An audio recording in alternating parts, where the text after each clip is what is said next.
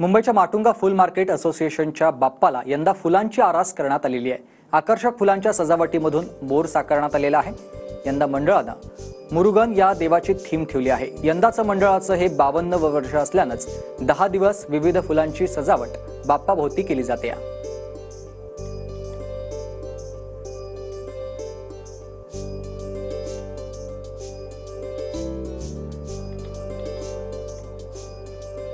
प्रमाणे यंदाही माटुंगा फ्लॉवर मार्केटमध्ये गणपती विराजमान झालेले आहेत आणि ही सगळी दृश्य आपण या ठिकाणची पाहतोय।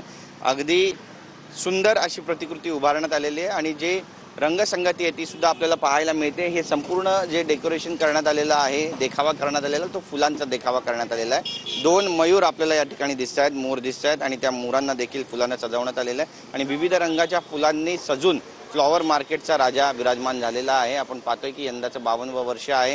सालाबादाप्रमाणे यावर्षी देखील ही परंपरा अशाच पद्धतीने तैवत ठेवण्यात आलेली आहे। फुलं महाग झालेली आहेत आणि त्यामुळे फुलांच्या किमती कुठे ना कुठेतरी कमी कराव्यात अशी जी मागणी आहे ती या सगळ्या फ्लॉवर असोसिएशनच्या विक्रेत्यांकडून करण्यात येते।